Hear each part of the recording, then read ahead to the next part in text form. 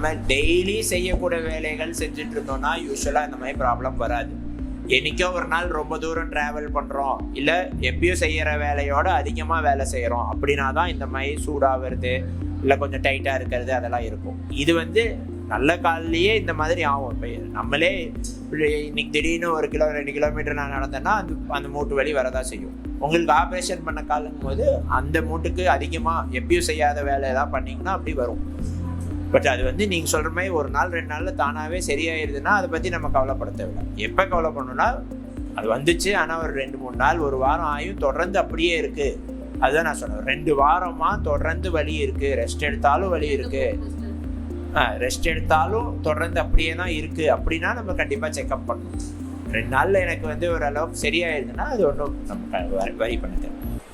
குறிஞ்சி super speciality hospital, 5 roads, Salem. உங்கள் வலியை முழுமையாக சரி செய்து உறுதுணையாக நிற்கிறோம். குறிஞ்சி ஆர்த்தோ.